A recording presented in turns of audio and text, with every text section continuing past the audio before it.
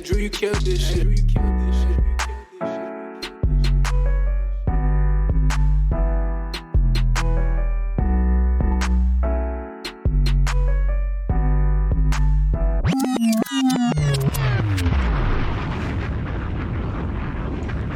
of fact, do that again. Tell me when to go? Yeah, do that part again. Tell me when to go. Tell me when to go. Tell me when to go. Tell me when to Tell go. me when to go. Dum, dum, bum, bum, bum. Tell me when to go. Tell me when to go. Tell me when to go.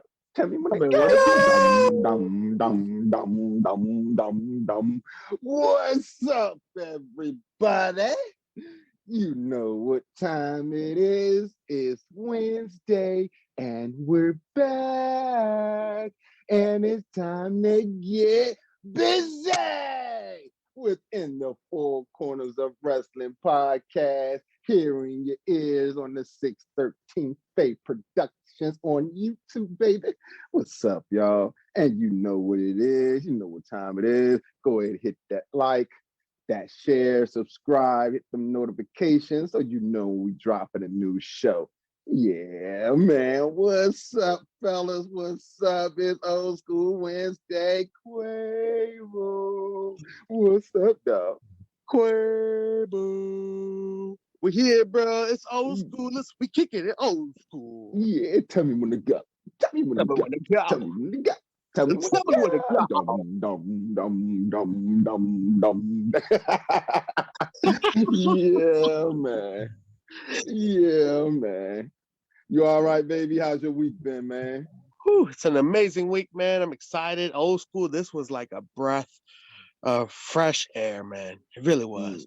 Take it in, man. Whew, it was good. It was good. It's like finally arriving to the beach and like breathing in that ocean air, and you're like, we made it. Maybe we made it.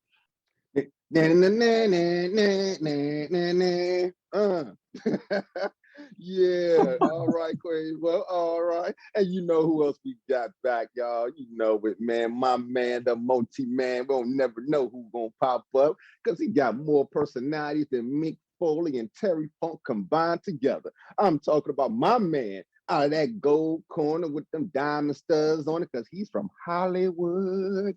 Mike T, what's up, baby? Hey, listen, you know who's going to show up on the Old School show. Y'all didn't pay Rastaman or none of the other people for the Old School show. So only Hollywood shows up for the Old School. We ain't got that kind of budget. Yeah, we ain't got that. That was a pretty big cash out we sent to Rasta, man. I thought he was gonna call. I thought that was like a retainer or some shit, man. Hey, Rastaman does not care. He just wants his money, and that's it. So, yeah, man, give him his money, and that's it. I still don't like that he's the only one that gets paid. It's not cool. It's not cool at all. He feels that he makes the show, but I don't know. Man. Yeah, the Rastaman is a different. There's something wrong with him. I'm glad he's not coming over today. Oh man, I heard I was out of town. You told he was out of town. He probably hanging out with the tribal chief. Tribal chief. That is probably who he's hanging out with right now. He's probably hanging out with the tribal chief right now. But yeah, he said he said he don't do old school shows. What was his exact words? Me not do old school show. That's what he told me to tell y'all. So, he does not do the old school show at all. So yeah, you know, Hollywood's here today. Okay, Hollywood. Hey, look, when you tell Ross, man, we're gonna mess around and make his theme song that ODB. Hey, dirty baby, have my money. Don't Hold on, he just texted me. He said, No, Rastaman. That's what he said. That's what he said. He said Rastaman don't need no theme song. He got his own theme song. I don't know what he means. Maybe he may be debuting it. I don't know, sometime in the near future, but he got his own song. That you're probably gonna sound like people. He about to come through with a whole marching band on your ass, though. He about to be like my man in Don't Be a Sucker, how he say every superhero got their theme music. Mm-hmm. He just gonna have a lot of cats just Rastaman is a little different, man. He's a different species, man. He's a different breed. Like he comes over unannounced. I mean, even though he knows Sunday day that he's supposed to be here. He come, you always hear him knock, and it's like, why you leave? If you know you're gonna be here, you're supposed to be on the show the whole Sunday. that day, that your segment is SmackDown. Why you leave and then come back, knock on the door while we recording that? Like nobody want to hear He just do his own thing. that. He just do his own thing, man. But y'all keep paying him, so I mean, we got no choice. I love the He guy. won't show up if we don't pay him. Yeah, he said he's gonna show up at my door with a spear. No, I don't need Rastaman's non-violent. He's non-violent. He told me he was going to show up with drums. Oh, man. All right, y'all. Look, tell Rasta, man, we said what's up. It's good to have you here in Hollywood. It's good for you to be here, Quavo. And we're going to do a triple threat style today, baby. You know what I'm saying? We wishing out well, which is the tone, you know what I mean? Prayers going out to you, baby. All right? So, as I said before, y'all know what day it is. It's that Wednesday. Throwing it back. Going old school style. And today we got a classic. You know what I mean? WCW Bash at the Beach, 1994. That's right. I'm talking about Orlando, Florida. We had Tony, we had Shabani, we had Jesse. Man, it was like watching WWE old school right here in the future. What we looking at? What the hell? Is this WCW? Is it WWE? Is it WWF? It's pandemonium. It's awesome, baby. And we started off with Steven Regal and Johnny B. Bad, who everybody thought was black, but he's not. He's just super, super tan. Johnny B. Bad had that SS tan, you know what I'm saying? You know, like the SS Impala and all that. Yeah, he had that SS tan, man, that super, super tan. Yeah. So we're going to go around, see what the fellas think about it. Starting off with you, Quavo. What you think about Lord Steven Regal and Johnny B. Bad and Johnny having all that fucking confetti every fucking where? Man, what the shit, biscuit? Like, you gonna get somebody to clean this shit up? No, man. Yo, that confetti, I gotta admit, I can imagine back in the day it was entertaining. I can imagine it was, but for me now it's like, dog, who gonna clean that shit? That's a lot of trash. Like, y'all literally just threw trash on top of the dude. It's cut up pieces of paper. But anyways, it glittery and the guy knew how to entertain walking in. So it was, I gotta admit, it gave me that like feeling of star power for a second. But then the real like star came in and there's something about Regal, man. It's hard to explain, man. He's got this, I don't know, it's like pompous, arrogant, but also classy and charming, and also like, I don't know, arrogant. It's amazing, bro. It's really incredible. And the match itself was truly entertaining. I mean, I like his posture and demeanor in the ring. And then Johnny make it entertaining. So like storytelling wise, there were a lot of fun parts that you could see in there, but the funniest part was the shiny confetti. Every fucking where. In the ring, outside the ring, on the fans, outside the arena. Like, what the hell? I know people were tracking confetti when they was leaving the arena. Like, what? Getting home. Like, what the hell? I got confetti in my house? Fucking Johnny B. Bad. What the shit? That was the signature, bro. You won't just be leaving with an ass whooping. It looks like you're taking home some glitter and confetti, too. You know what I'm saying? Here's something for your troubles. Lord have mercy. Hollywood, Gold Corner. What you think about this match, Lord Steven Regal and Johnny B. Bad with his Super SS tan? Lord have mercy, that tan. Did you think he was black? No, I thought he went into a rotisserie. That's what I thought. I said, this man, you know the little the rotisserie when you go to the grocery store, they got the chicken in there. Mm-hmm. Well, they must have one for grown people because that's where he went. His hair, he was so tan, his hair looked tan. Damn. Like, he Lord have mercy. Lord of mercy. And the thing is, you know how we talk, you know, white people come in different shades too. Mm-hmm. That's a different shade of Caucasian that I've never seen in my life. That I mean, and then Steven Regal comes out to compliment him with the palest skin of them all. It was straight from the UK. Straight where it looks like Gotham City. Steven Regal looked like Steven Regal looked like wherever he's from is always cold. And Johnny B. Bad looked like wherever he's from is always Arizona. If they was comic book characters, Johnny B. Bad would be from Star City, while Steven Regal, he'd still be from Gotham City because the sun never shines in Gotham. All I know is it was a solid match. You could tell Johnny B. Bad was not that good, but you could tell that Lord Steven Regal was great. His psychology in the ring was just amazing, and then he just was good, man. It was for an opening match. It was a good match. You could tell they wanted to kind of make Johnny B. Bad still look strong, but he lost anyway. But you could tell that he was they tried to make him look good, and they had some future. Well, they thought they had a future with him. But yeah, man, Regal retaining was great. I mean, just going back and then, Steven Regal, he's one of the greats. Definitely a Hall of Famer. And this match just showed another reason why. Like, he was just that damn good. Yeah, and then the aftermatch antics was like pure, like heel genius work. You know what I mean?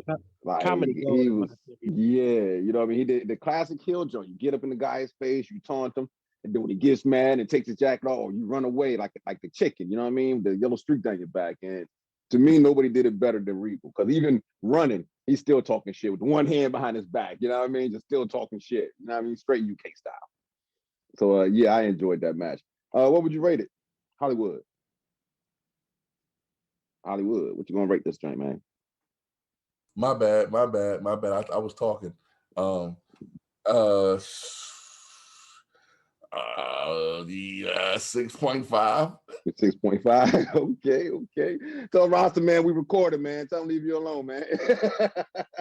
No, he's over here mad. He's like, that payment did not clear. Look, it'll clear when it clears, okay? It'll clear when it clears. You know how Cash App works. Oh shit! Give it a minute. Refresh. I still got to get internet on my side so that it'll, accept. You got to accept the charge, Rastaman. Oh man, what you rate the match, Quavo? Yeah, I'll give it a 7. It's okay. The aftermatch banter is what raised it up for me, because if not, I would have got 6.5. Because Inoki having that like deer headlights look that was priceless. It was. I thought it was entertaining. But I could see why you wouldn't rate this a high match. If you rank it any lower than that, then you're just really butthurt because Johnny B. Bad lost. But it was a fair back and forth. I'll give it a 7. Okay, Quavo, let's nip this in the bud already in this show. Okay. First of all, I just gave y'all a whole rant that Rastaman doesn't show up on Wednesday on this show, the Wednesday old school show. He don't show up. Don't mention Rastaman no more this show. And don't give no more bullshit ass rankings for these matches. This match only, okay, you know what? I changed because I was distracted and I thought I had my mic off of mute. This match gets a fucking 4. There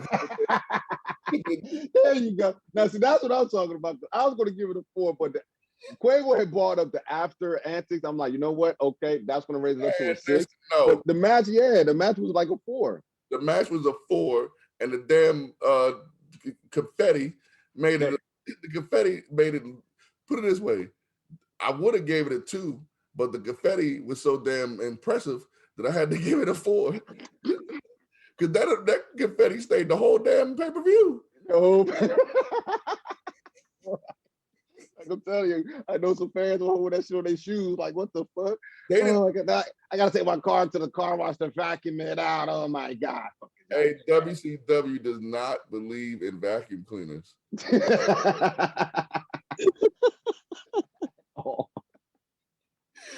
Oh man. They could have paid me or Jose. They could have paid me or Quavo just to come out that drink with a dirt devil or something. There's no no reason why the main eventers had confetti on them. That shit was at the First start. match, dog. I know, right? I know, right? That's what I'm saying, man. Like, oh my God.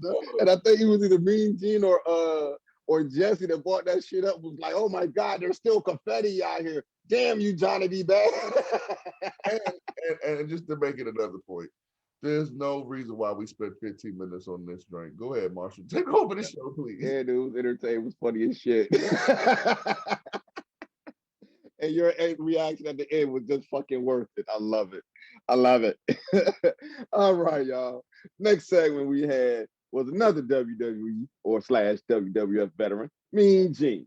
You know what I mean? We had him out there doing his thing. And then Jesse, what the fuck, bro? What the fuck is going on with the hair? I mean, I understand. I think this was like when he first went into his political career. So he had like the bald junk going on. So he had the business up top. And I don't know what the fuck that shit was in the back of his head. I guess he was going like new mullet style or something, because he had a crazy ass pony, rat, chihuahua, chimpella, wherever the hell that shit was on the back of his head. And that junk was looking crazy. But he still had that why my hair look on his face. But yeah, then we had the Harley Race coming out with my man, No Pain, Vader, versus the Guardian Angel. I know y'all out there like, the Guardian Angel. Who the fuck is the Guardian Angel? Well, ladies and gentlemen, boys and girls, the Guardian Angel was no other than the Big Boss Man. And this shit had me like, what in the fuck?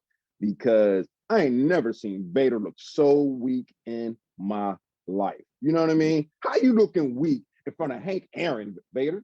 Come on now. Come on now. You had Big Boss Man whooping your ass all around that ring. And it was a stiff ass match. However, this Bama did do a fucking spin kick. Fucking Vader with the spin kick. Quavo, what you think about the match between Vader and the Guardian Angel and fucking Big Boss Man, aka Guardian Angel, not selling shit, boy? What? Give me your thoughts. Yeah, man. I think I don't like the Boss Man, Marshall. I think I got a problem with him. It's scary. I worry. Because this was probably one of the quickest matches I wanted to get through in my life. Man. Quickest ones in my life, brother. You Man, know when what? he came The out, only quicker one was the one at WrestleMania 6, where I was like, I don't even want to watch this bitch. man. But goodness, yeah, it just, I'm glad Vader won. I don't care if he didn't really earn it. A clean win is, a win is a win. It doesn't matter. But yeah, I struggled to watch this match, man. It was like two big blobs fighting, and neither one could show me which one was the better blob. It was weird. I don't know. He said no one can tell me what was a better blob. It was weird, bro. It was weird. But yeah, I'm gonna defer all my time, and I'm gonna leave all my time to my competitor. Mike T, what do you think about this crazy ass man? Man, look, Vader did a Vader salt and a Vader bomb, and this nigga just pops the fuck up A like Vader blob. You know what I'm saying? Like nothing happened. I just want to really get to the rating of this match for real, because yeah, y'all was, you know what? I'm gonna come in here and I'm gonna do something different. Y'all was talking all that Great Khali shit. This was about a Great Khali match. I ain't never seen Great Khali do a somersault. It don't matter what you saw him do. It don't matter what you saw him do. The quality of this match was up there with the damn Great Khali. First of all, Quavo, you could not have been so much more right. See, that's the one thing we do here in the four corners of wrestling. We give each other props and we kill each other. And I'm not gonna kill Quavo because Quavo said something that was very right. I never wanted to fast forward through a match so quick in my life when I saw his name was Guardian Angel. It wasn't that these two were fighting, because I knew it was going to be a stiff match watching these two fight. I knew that. But when he came out as the Guardian Angel, I said, yeah, let me please fast forward this. Right? As soon as he came from behind the curtain, it was like, no. Yeah, and he had another name in WCW too. I forgot his name, but Big Bubba or Big Bubba or something else. But yeah, man, this match was stiff. As you would expect. Vader coming home with the win, no surprise. He got unmasked, even though he's already unmasked technically, but Right. he got unmasked. Harley Race was great. He Harley Race is a great heel, man. And I even forgot that he was Vader's manager for a while. What? Huh? You fit for real? I did forget. I thought they was like synonymous with like, yeah, whenever I think of Harley Race, I automatically think of Vader. Well, I think of them separate because Harley Race had a hell of a career on his own. And he's so many people look up to him. You know what I'm saying? King Harley Race. That's what I'm saying. So that's why I look at Harley Race. But I totally forgot that those two were together. You guys probably might kill me in the comments. I don't care. But enough about this match.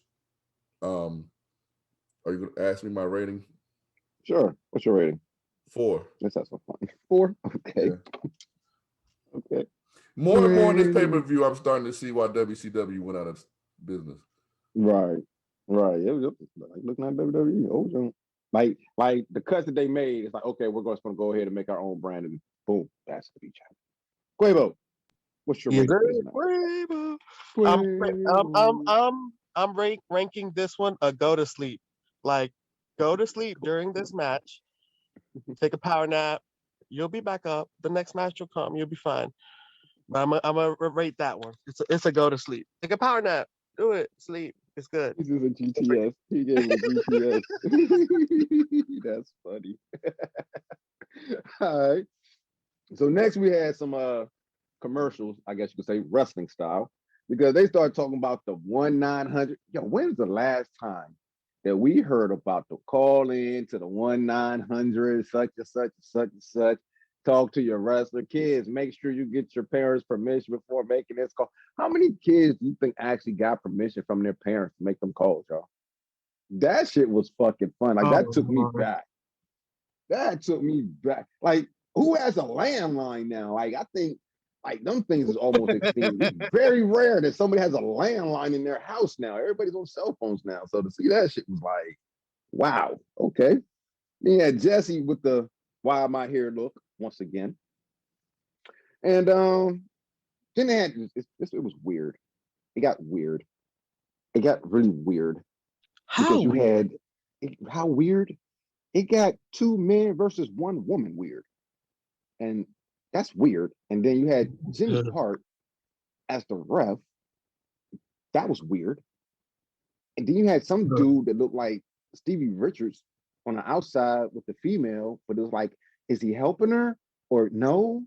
That was weird. And then it's like the woman beat the 2 guys. Huh? I know y'all was fucking confused, and I'm sounding confused, and I still don't understand it because I still haven't processed the shit. But what the fuck was that? That could have been not on the show. That could have been skipped on our show. No, because I'm pissed off that I had to waste my fucking time with that shit. Like, what the fuck is it? Got you. Go ahead, get your shit off. You know, like, no, what? 2 men, 1 woman. And it ain't like this woman was like the size of Awesome Kong or China. You're talking about somebody like fucking Sable. Beating up somebody like Quabo and Hollywood Mike T. What the shit? Oh, Lord, I'm not even going to get you guys rating on this part. We're going to move on. They weren't that big because because they'll be like coming in at a combined weight of 837 pounds.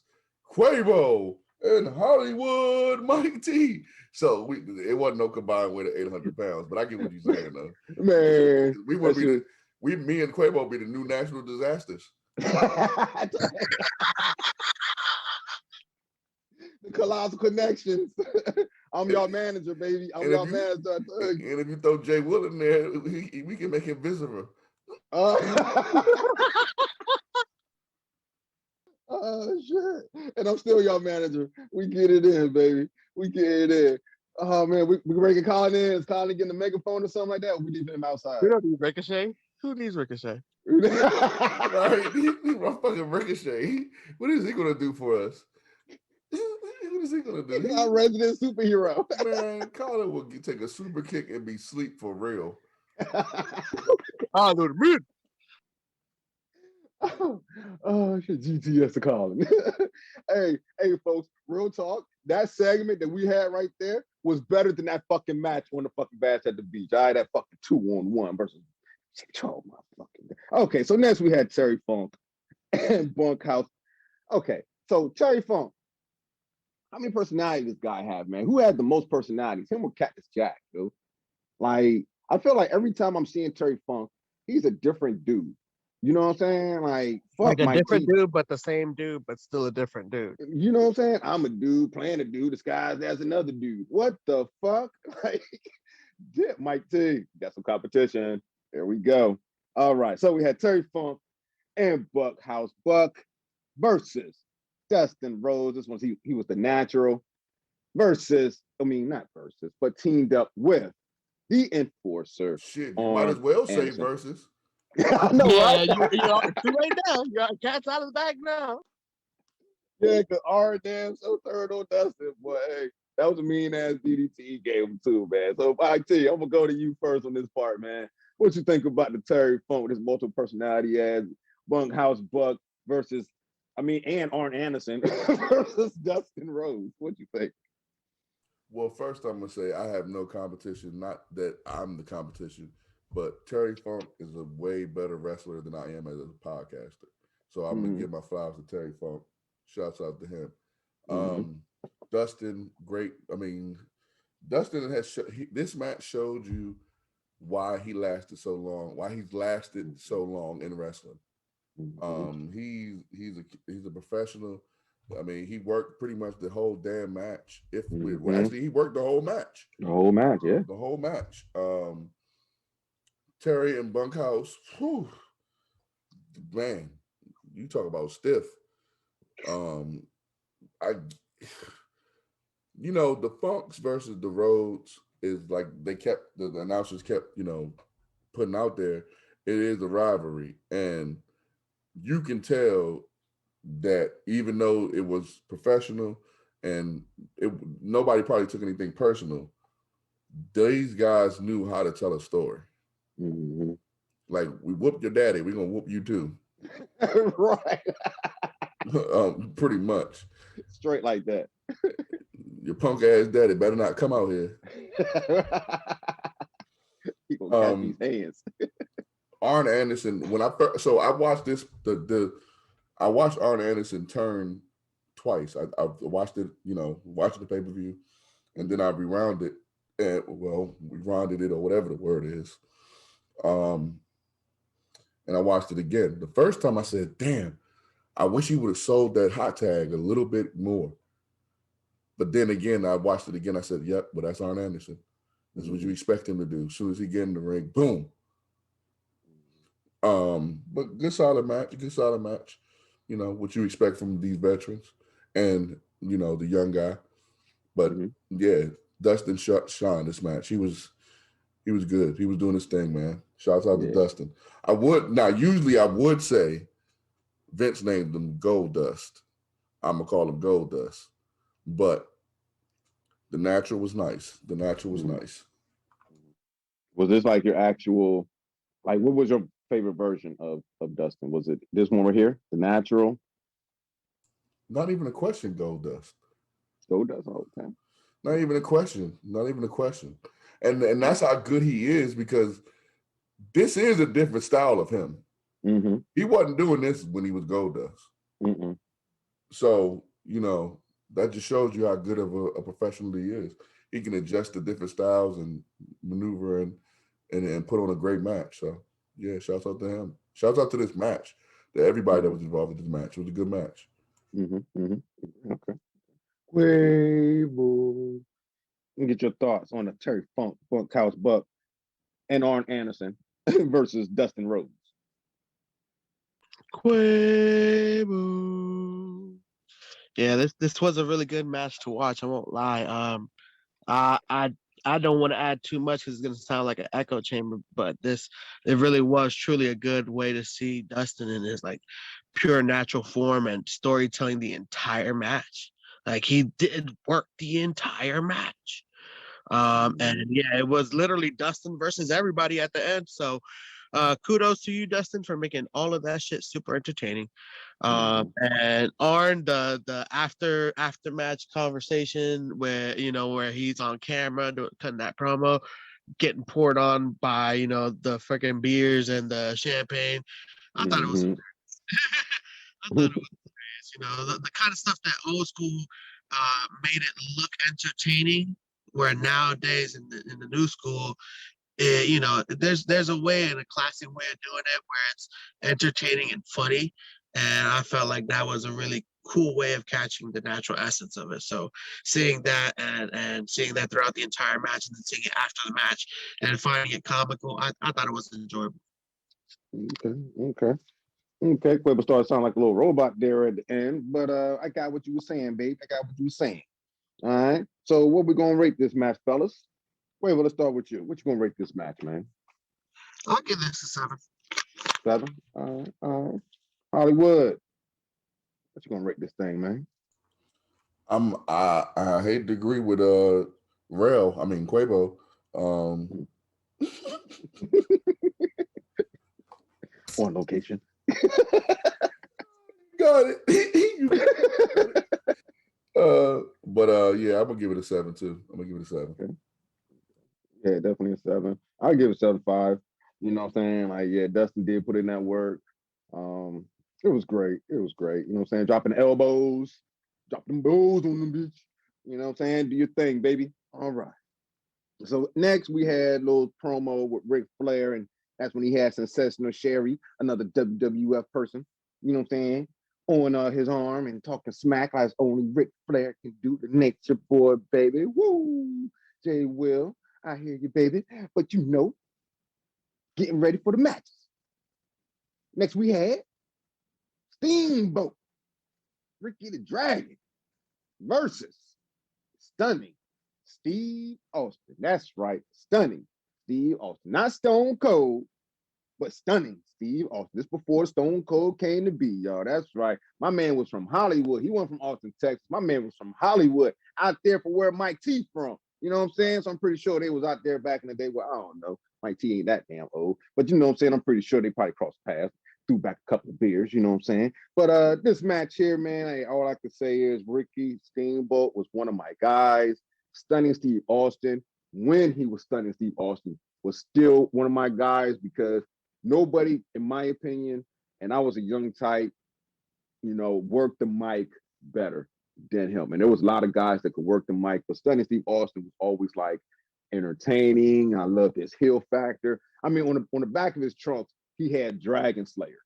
You know what I'm saying? Like, come on, man. He's like ahead of his time. That's some shit like Seth Rollins would do now. You know what I mean? So shouts out to Stunning Steve. Great match. It was rough here and there, but I want to get the guys' thoughts on it. So we're going to start with you, Hollywood, Mike T. What you think about the Steamboat versus Austin match? I was hoping you came to me first because me and Stunning never crossed paths. But if we did, it would be Stunning. And then I might not be Hollywood Mike T. I'd be Stunning Mike T. Ooh. Oh, maybe a new persona. Oh, shit. What have I done? Something to think about. What have I done? All I need is a little bit of hair. Oh, that's never gonna happen. Trying to work the hair in the match, wasn't he? Well, I mean, they do have plugs now. You did say you've been doing some research on that, bro. They did say the weird game was coming back for the female, so Mike gonna bring the toupee back for the men. New lace work? I don't know. Elvis turned on a joke about me, which is cool. It's fine. Love you, man. We love you guys. The match was I mean, Steve was entertaining. I mean, it was a good paced match, but shit, I would expected a better match from these two. Mm-hmm. Steve mocking him was funny. Mm-hmm. He was a heel, and like you said, on the stick, you know, there's not too many people that was better than him. It sucks how Hogan came in and then they kind of pushed him to the side because I mean, well, yeah, actually, to our benefit, it was actually a good thing. Mm-hmm. But yeah, man, you could tell like the man could wrestle, and this was a different. If you're a Stone Cold Steve Austin fan, you would not recognize this guy. Um, he wasn't doing the Luthez press and all that goofy shit that he did with Stone Cold. Um, he was wrestling, and it was like Steamboat. I hate to say Steamboat looked old, Mm-hmm. but he did look old. Like he was moving a little. He wasn't moving like regular we used to Steamboat.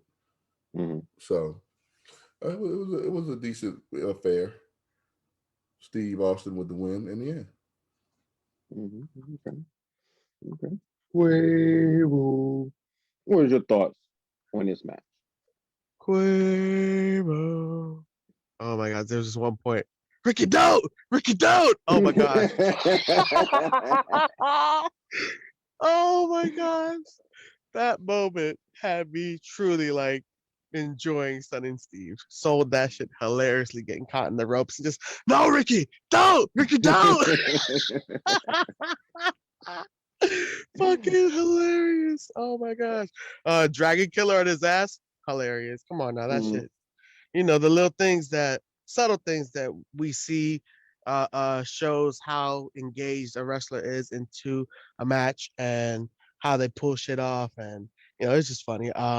But the Dragon, you know, they did a decent back and forth. It was there were some, I mean, there were some dull moments.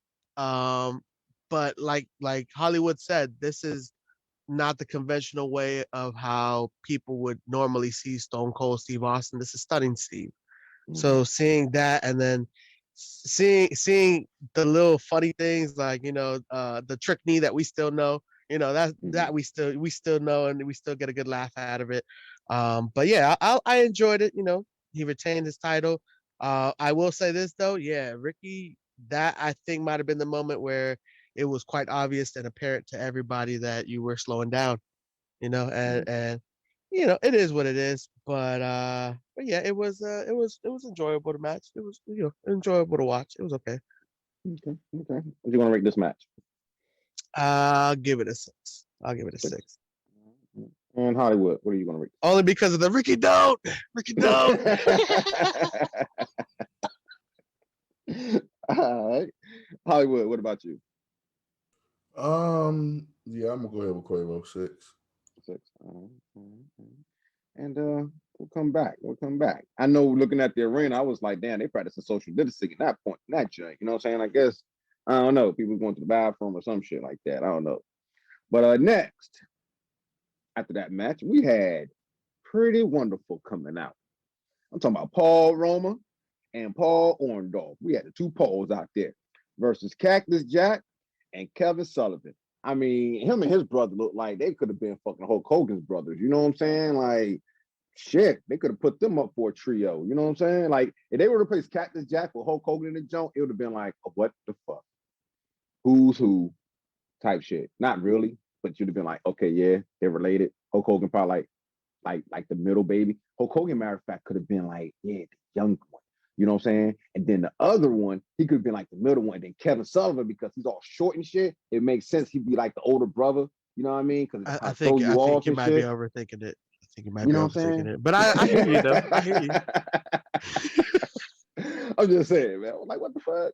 But yeah, this match was like, it was entertaining. It was like, okay, you know, Mr. Paul Orndorff coming in with the crazy elbow, looking like Ricky Smiley's cousin, Norman Smiley, you know, with the wobble and shit. Like, what the fuck? Like, oh man. So Quavo, what was your thoughts on the Paul Orndorff, Paul Ronan versus Cactus Jack and Kevin Sullivan match? Was you like a what the fuck at the end too? Like, what the fuck kind of finish was that? A little bit. But then again, you know, hey, teamwork makes the dream work. It really does. It really, really Hey, does. who was And it? Bobby was killing me with that shit too. Like teamwork. I don't understand it. What is that? Why are they work? Why is Cactus and Sullivan working together? What is that? That's the tag team? I don't understand that. Get that rubbish out of here. Hey, sorry, Cactus. Hey, they were pretty wonderful. I mean, yeah, I like that it name was. too. Yeah, man, come on now. It's pretty wonderful That's a fucking awesome name, versus dog. not so pretty. Not so Right. pretty. Versus the uglies. Oh man, no, man. this was it was a funny match to watch, man. Like there are a lot of things like you. That's what the one thing about Orndorff that is like, bro, you just look like a fucking bad guy in Die Hard, bro. Like you just you just always gonna give me that vibe. But it was entertaining for this match. It was entertaining for this match, though. Hell yeah, it was hilarious. And it was pretty wonderful, man. That's what I'm trying to tell you, man. It was pretty wonderful. Okay, Hollywood. What do you think about Pretty Wonderful versus Cactus Jack and Hulk Hogan's little brothers?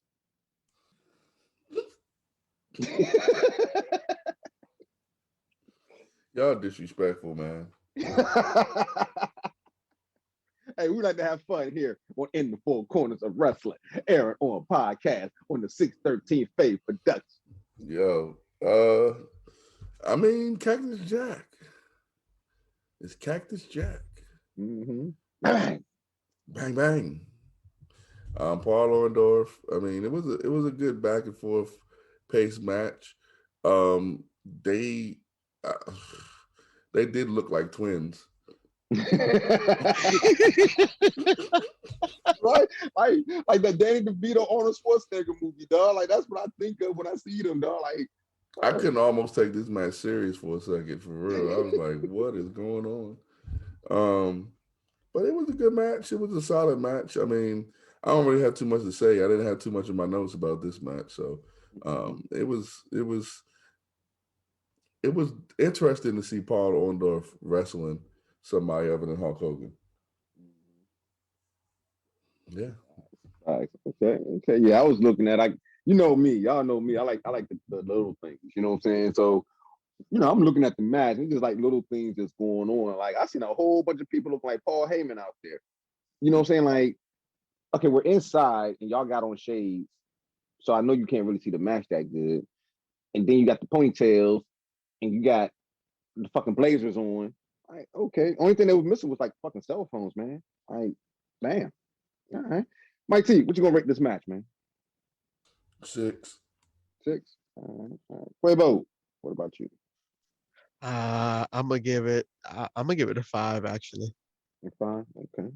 Cool deal. So moving on, we had Bobby with his "Why Am I Here" look. It's like him and Jesse just had that look. Like I guess they was missing WWE a little bit, or WWF rather. Both of them had that "Why Am I Here" look. Bobby started going in on Hulk Hogan, which is always funny as shit. Rest in peace to Bobby Heenan.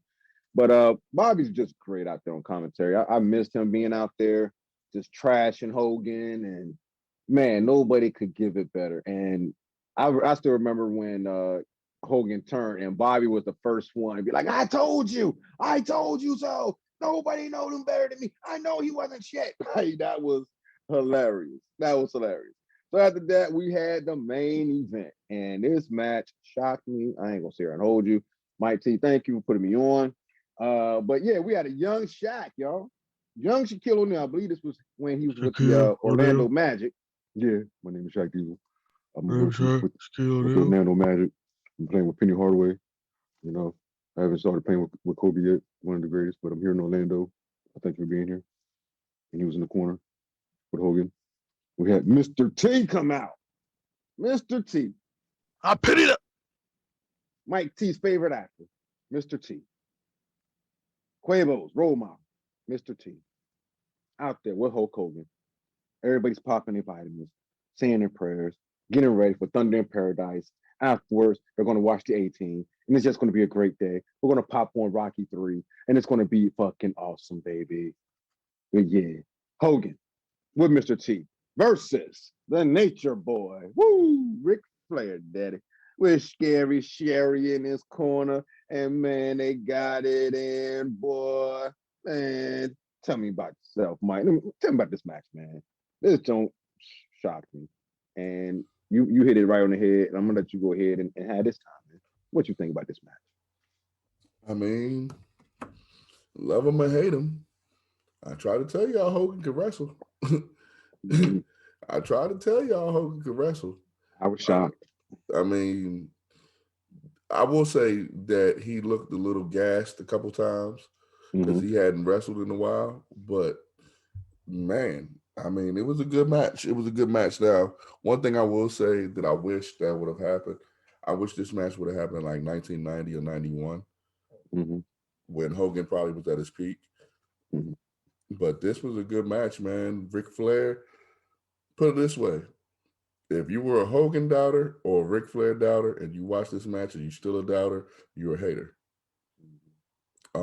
They put on a good match. Whenever Rick wears dark tights, it seems like he's going to lose. So for everybody that's out there, you want to fact check me? Go ahead. When he wears red, he wins. Go ahead. When he wears dark tights, he loses. And he came out there. He was the heavy. I mean, this was a. You could tell Hogan brought the production value with him too, because they were using WWE type, WWF type camera views. Because WCW usually is just straight on, but then they had them zooming in on them. I'm not going to really talk about Shaq because it was like, what were you there for? Why were you there, big fella? I was there to protect Hogan. Hogan's my guy. I'm here because Bastard Beach is in Orlando. Yeah, it's in my city. It's in my arena. I had to show up. They paid me a lot of money. I showed up. Call to get permission. And Mr. T carrying Hogan belt, so I got to touch it. Got to touch the belt. But Hogan. You can see Hogan knew he had to change up his style though, because when he had Rick in the corner, he did the punches, usually the 10 punches. He bit him. You know, so you could tell he had to switch up his style. Because WWF, that would have been 1, 2, and then it would have been 10, and then we would have counted. We would have been pandemonium. We would all been screaming and stuff. He bit him. He bit him. So, or raked his eyes, one of the two. But yeah, man, it was a good match. Ric Flair looked good. Hogan looked good. Sensational Sherry jumping off the top rope, hitting Hogan with a frog splash in a dress. Right. I mean, right. And then missing it the next time. Listen, she's one of the best to ever do it. Jimmy Hart getting decked on the ground. Hogan getting hit with the brass knuckles, and it was like, what? He looked at Ric Flair like, hooking up. You're gonna get this leg drop. Right. You're gonna get this work. And it was just a feel good match. It was a feel good match. It was a good match, you know. I think the right person won for history. So yeah. Okay. I will say, yeah, I've never seen Hogan do a small package or a figure four. And I was like, what? Just me seeing him do it a small package with his big ass, because Hogan is what, like 6'5", 6'6", or something like that? They said 6'7". So, yeah. And doing a small package with your big ass, what the hell? Okay. All right. So credit him, you know, out there getting his wrestle chops on. I see you. And to your credit, yeah, I got to give him his props on that one, Mike. Definitely. Quavo. What did you think about the Ric Flair versus Hulk Hogan match? With your boy Shaq Diesel out there ringside. Shaq Diesel. I wish they had a basketball net out here. I'll be out here. Break it. I just want to see. I got my Reebok coming out. We high five everybody. High five Miss T. High five Jimmy Hart. No, I can't high five Hulk. No, I can't high. Oh, I gotta have 3. Okay. High five. 30 years later. 30 years later, I'm gonna power bomb Cody Rhodes. He's not gonna sell.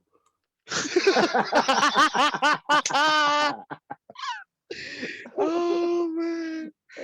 Oh, okay.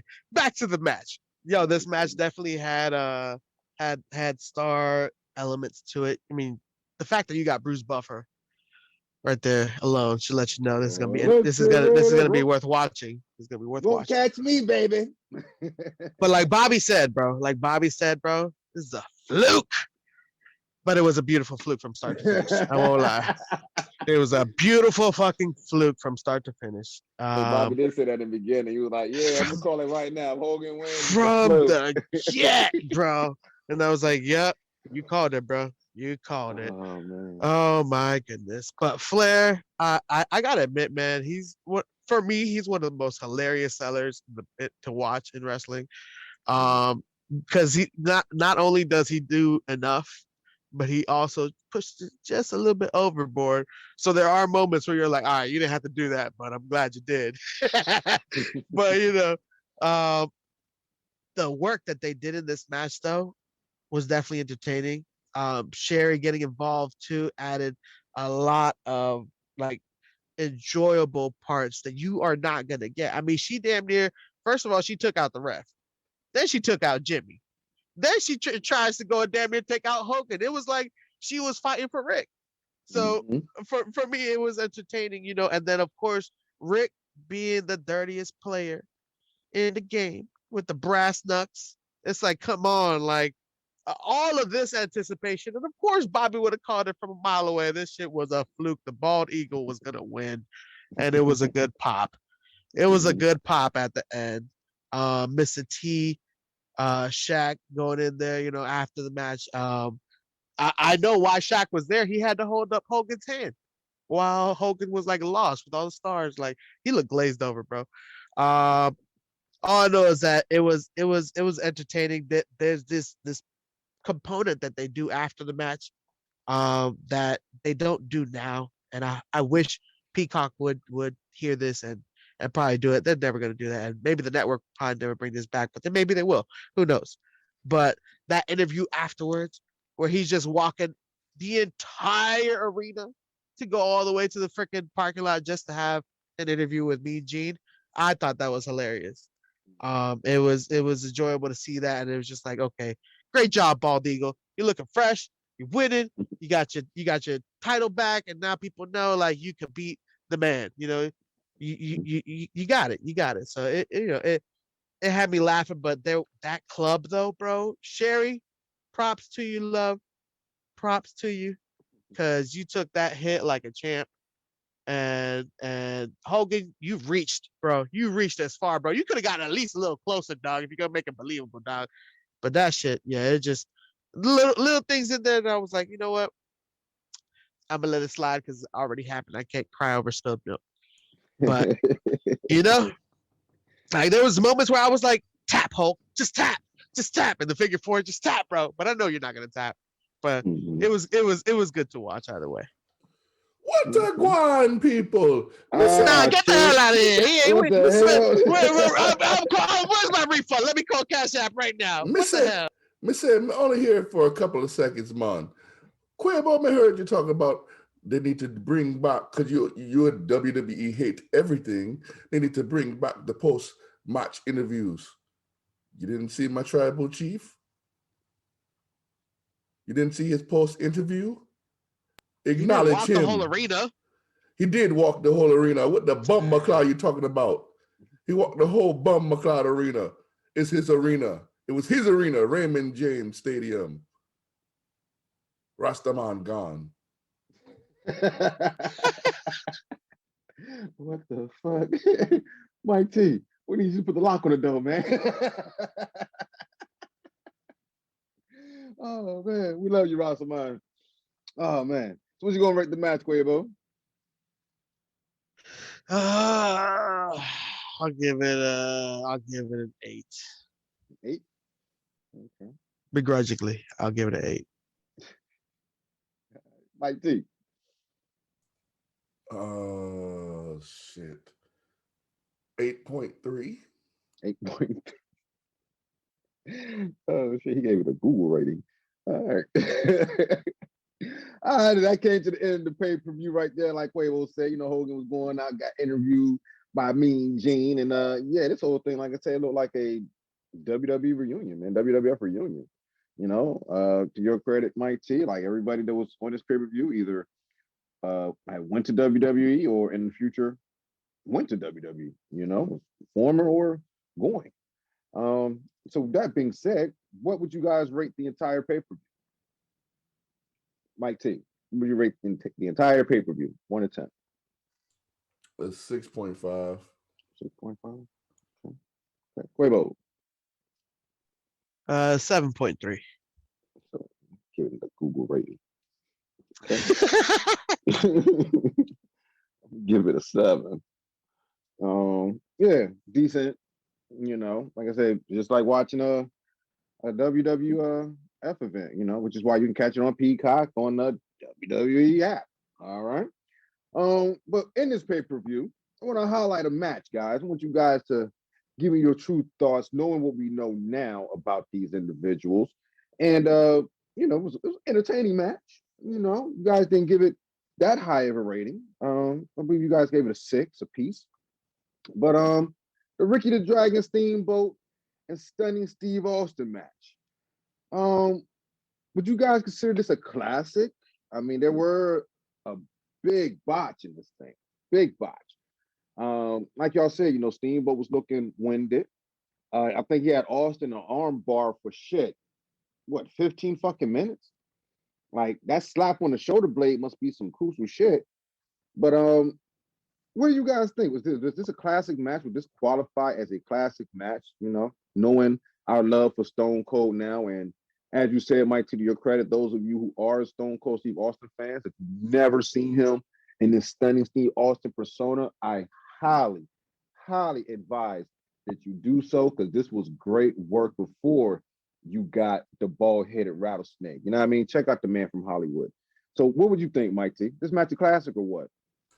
I mean, the names is classic. That's about it. I mean, the name of it is I mean, and this, okay, so this match didn't live up to what we probably expected when you thought of these names. Mm-hmm. You probably thought, and on this pay-per-view, because this pay-per-view is kind of a classic pay-per-view because of the Hogan and Flair. So, I mean, no, it didn't. It's not a classic. I mean, it's a match you can go back and watch because you just want to watch Stone Cold and Steamboat, or Stunning Steve and Steamboat. But it's not a match that you want to go back and like tell your friends. Your friends ask you, "Hey, yo, what's a good match I should go watch?" You're not going to say this match. But I would skip it if I had to watch this pay-per-view again. Because even with Steve Austin as world TV champ, it wasn't more so Stone Cold. It wasn't. I mean, sorry, Stunning Steve. It wasn't Stunning Steve that was the problem for me in this match. It was Steamboat. It wasn't Steamboat that. It wasn't it wasn't WrestleMania 3 Steamboat. It wasn't peak Steamboat. This was 94. WrestleMania 3 happened when? What year was that? 80 something. So this might have been another 7 years later. So you think they were trying to relive that with this pay-per-view? I mean, even bringing I think so. Far to bring out Mr. T. I think so. I think that they was trying to. I think that this was supposed to be that type of match.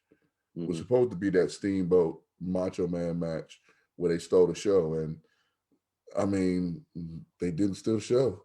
If anything that stole the show, it was the Dustin and what you call it, Dustin and Arn versus Tori and Bunkhouse match. That would stole the show more than this. And Johnny B. Bad's confetti. Which was still in the ring and all over Steamboat. Which was still in the ring during the Hogan match. I mean, the confetti was the real MVP of the night. Bobby Heenan was the MVP of the night. Yeah, facts. Bobby Heenan kept calling Cactus Jack stupid. Um, man, he He was broke out the humanoids. He broke out the humanoids. the humanoids. He was the MVP of the pay per view. But I mean, just getting back to stay on topic, yeah, this match wasn't very. I mean, I'm guessing Quavo might say the same thing, because we both rated it the same thing. But no, it wasn't a classic match by no means. I wouldn't refer anybody to this match. Um, but it wasn't horrible. Let me just make sure so people don't think we're just trashing it. It wasn't horrible. It's just not what you expect from these two. Mhm. And I was a Stunning Steve fan, just like Marshall said. I was a Stunning Steve fan. I know he was 10 times better than this match, but he needed a dance partner to be 10 times better with in this match. Right, right. Like it was one spot. Um, what was it, like the power drivers? They kept on reversing. Yeah, Right, yeah, I that was remember. nice. But then I think Steve's knee had went out, Yep. and versus Steamboat, like saying helping him and covering for it, it was like more of a delayed, like I don't know if he was like trying to check, but Steve Bates had that look, and knowing what we know now, what I mean, as wrestling fans, we know when a wrestler is like they're selling, like come on, come do your thing, and it was like okay, there's a delayed reaction, so it was kind of sloppy in a sense, and it wasn't like you said on Austin's part. It was like okay, Steamboat, we can see that you're losing a step. You know what I mean? So I get what And you're saying. and more so, it seemed like they were trying to give us a great match. Mm-hmm. Like this wasn't not. It wasn't that it wasn't the intent wasn't there. I think they intended to give us a great match. I just Mm-hmm. think physically they weren't able to, or they just didn't mesh. Mm-hmm. You know, Yeah. I'm pretty I sure think they've that's had. it. I'm pretty sure they had better matches before.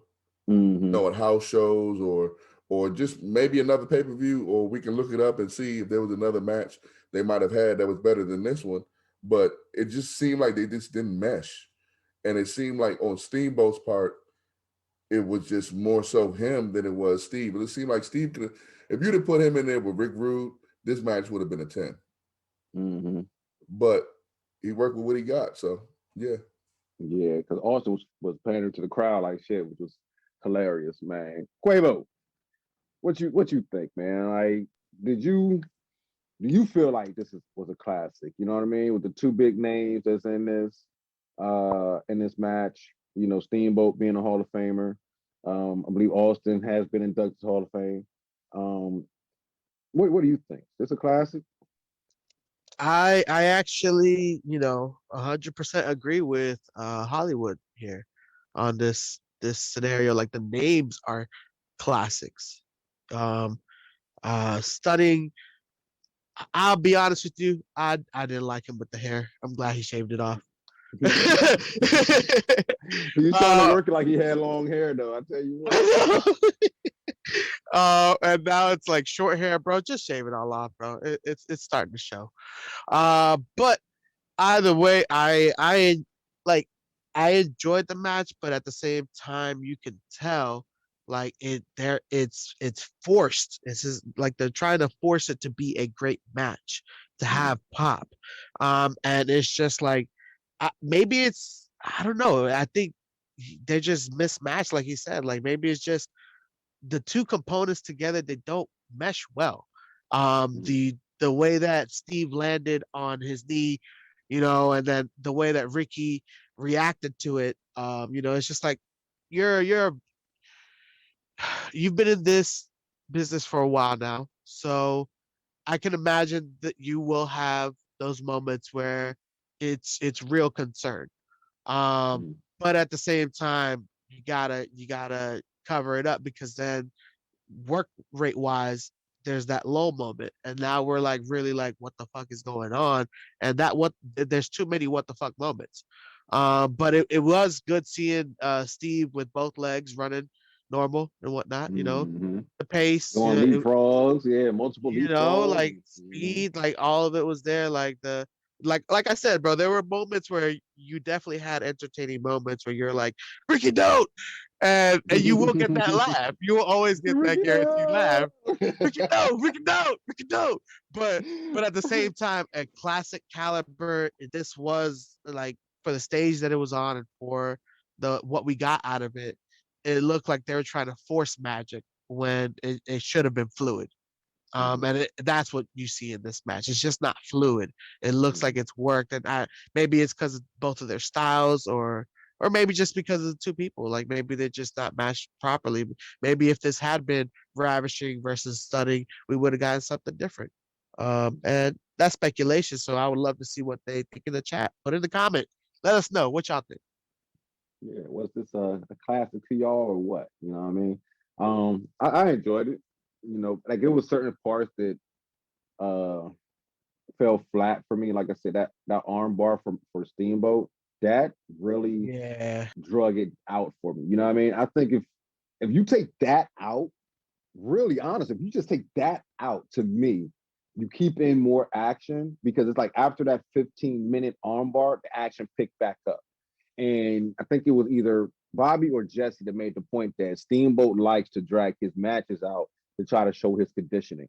Well, you're not showing your conditioning if you're just standing there and just slapping my man's shoulder for like Yeah, 20 minutes. If y'all anything, just you're looking gonna, lazy. Y'all looking yeah. lazy. Like y'all want to do nothing. I like for me, it was like, bro, is his knee really hurt? Is that why y'all just like doing this? Like, in my mind, that's what I'm But thinking. this is But it's before like, the damn, bro, armbar this is came extra. before Yeah, that. this You is know what I extra, mean? bro. Like this is just too much. Yeah. I want to be like Dolph Ziggler. I'm like, do something. Do something. You know what I mean? So to that, I think if you take that arm bar out, you keep the action going, even with the couple of botches they had, because at the end, that was a big ass botch, yo. Oh my God, that shit was horrible. You know what I mean? But I think they could have flipped it. You know what I mean? So it could have been a classic. So I'm gonna have to agree. I don't think that it was a classic, but you definitely have two classic names, two Hall of Famer names, and probably get them, you get Stone Cold Steve Austin in with a Ricky the Dragon Steamboat, like you said, Mike T from WrestleMania 3. Yeah, you might get magic there with these two guys. Okay. So let us know in the comments section, ladies and gentlemen, boys and girls, what you think. All right. Classic or no. All right. So moving on. Time to give out some flowers. All right.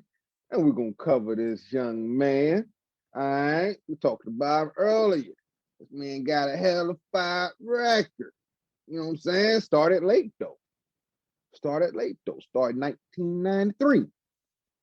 Over there with WCW, World Championship Wrestling. Talking about Ted Turner, talking about, yeah, I got me a wrestling company. Picked up this guy who ended up having a hell of a record. 4-time World TV champ. 5-time hardcore champ. 4-time European champ. 4-time World Tag Team champ. 2-time Intercontinental champion. And 2008 King of the Ring. I'm talking about Darren Kenneth Matthews, but the world knows him as Lord Steven Regal. But I tell you, look, hey, look, hey, cut the check. That was a hell of a interest right there, man. And I love me some Steven Regal. Let me tell you, man, the bad guy that you love to hate, man, the aristocrat before the aristocrat. I'm talking about when Triple H came out, I thought Triple H was this man's son. I'm like, boy, you look like a baby Steven Regal, boy, because Steven Regal had that pip. And he's from the UK, straight from England. Oh, come on, man. Ain't no sun shining over that motherfucker, man. You know? I want to know you guys' thoughts on Steven Regal, man. I appreciate everything he's done currently over there with Mike's favorite company. He put me on to it, NXT. I believe he's also with 205 Live. He's still out there in the game, getting it in, doing it big, getting them checks, cut the check, breaking it in. So, fellas, give me your appreciation for Lord Steven Regal. Mike T. I mean, that's my guy, man. That's my guy. I mean, that guy. Well, I didn't. First of all, I didn't know he started in '93. That's pretty dope. That's pretty dope because this pay per view that we just watched and we just talked about was '94, and he was that good within a year. So Nice, right? yeah, that's dope. But yeah, man, he was always entertaining, always entertaining, always. I don't ever remember him being a babyface ever, You know ever. what? Yeah. ever. He always Even was when an he was asshole. in, like, even when they had shows in England, he was still a heel. Great technician in the ring, great Yeah. psychologist in the ring, great worker in the ring. Always, I've never heard anybody say anything negative about him. He works stiff, but his stiffness is shown throughout the match over and over again. And yeah, man, it's yeah, man, it's just great. Just great. Mm-hmm. Yeah, you're correct, right, man. Like when he's in the ring, and I think we talked about one of his matches in a couple of previous shows. With him, for me, it's like the little things. Like if he has you on like an armbar or something, he'll just like put his knee in the back of your kneecap, make you drop down to a knee. You know what I mean? Or he knows how like manipulate your wrist to make you go this way or that way. Like even though you started, man, this guy got it in his blood, it's in his genes, and yeah. Quavo. Quavo. What was your thoughts, your appreciation for Lord Stephen Regal? Lord Stephen Regal is the only one I'm allowed to say it because it's part of his name. So, yo, this guy, I love his style, man. Freaking aristocratic, snobby nose, like, dude, you just play it so well, man. Play it so well. Would you like to start of tea? You're like, yeah, bro. You're like, bro, it's amazing. It's hilarious, and I enjoy you for it because he carried it that persona the entire way. It is who he is, and the cool thing about it is he's still able to make it entertaining, even though you wouldn't expect it with the usual characters. Like you could put him against, let's say, a Cena, and still hate him, even though he's the general manager, giving Cena like the worst matches are putting him through hell. It's like, well, yeah, that's Lord Steven Regal. He's gonna do that to you. So that's that's reverse you, James you Bond. take that shit, and now you see it now with like who else? Gargano. He does it to Gargano too, and I'm like, hilarious. So still being able to see that persona and see how he really continues to make a mark on wrestling as a whole, it's entertaining, man. I enjoy this guy. He's the bad guy you love to hate. But it's like if there would be any other bad guy, it wouldn't be as entertaining. It just wouldn't. Right. Like I said, man, he's like reverse James Bond. You know what I mean? You see James Bond in the movie James Bond, he's like cool, you know what I'm saying? Always smiling, you know what I'm saying? Casual. Stephen Don't Regal trust him. You better not trust him. You better not trust him because he will leave with the bank. You better not give him no codes, no account, nothing, bro. He's really smug like too. Hella smug. Yeah. He's like that villain from the Bond movie, dog. Like, you know what I'm saying? Like the ultimate villain and shit. Yeah, and to his credit too, he's also not just been the bad guy, but he's also been like the I guess the butt of the joke many a time, especially like with, let's say, Taker dropping all that tobacco spit on him. Come on, man. Like I in his tea. Like all these great moments that you're like, only William Regal could sell it with that, like, that face of his, bro. Yeah, it's like just, that smug. He looked like he don't like nobody every time he comes to the ring. Right. Now, no, I'm sorry. I'm sorry. I take it back. He's a baby face in NXT. Now, yeah. Yes, he's a baby. People love him in NXT. Mm-hmm. Yeah, they love him in NXT. But that man, I'm talking about mean mugging. Man, he takes the mean mug to the, like, put it this way, if we didn't know that wrestling was scripted, anytime William Regal fought, whoever he was fighting, he hated them. He despised them. He's like, you beneath me. That's how his face looked. I gotta touch you. Remember, he would lock up with people, then he'll push them away and start wiping his hands and stuff. Like, I had to actually touch you. Had to grab his hand sanitizer real quick. Sanitizer real quick. Yeah, he was doing COVID stuff before COVID. My man, are you thinking he kissing any babies? Like, he ain't kissing shit out there. Like, get that thing away from me.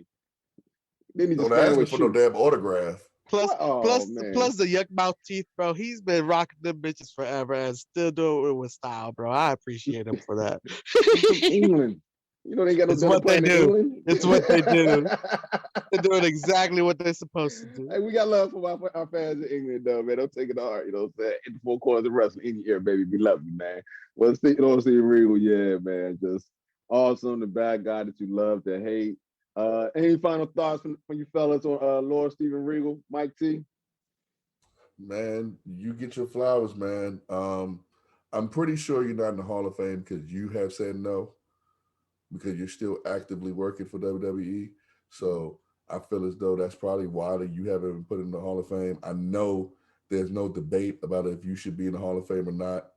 Um, and I'm sure that WWE knows that, and everyone else that's listening to this show or anyone that's ever saw you wrestle, we know that you're without a shot of a doubt a Hall of Famer. Um, you never won a big one, but we still treat you like that you have, because you earned our respect. And when it comes to being a heel, true heel, there's not that many that's better than you, man. So yeah. 19 Mhm. championship reigns. 19. Quavo, final thoughts on Lord Steven Regal? Just a little shout out to Regal. Quabo, Quabo, Quabo, Quabo, Quabo, Quabo, Quay, Quabo, Quay, Quabo, Quabo, Quabo. That was for you, bro. I know that's right. Long live the queen. Yeah, I mean, Lord Steven Regal.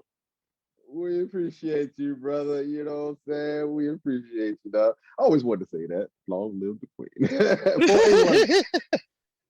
For England. For England. I want to get For knighted. You know, look, I ain't England. gonna lie, man.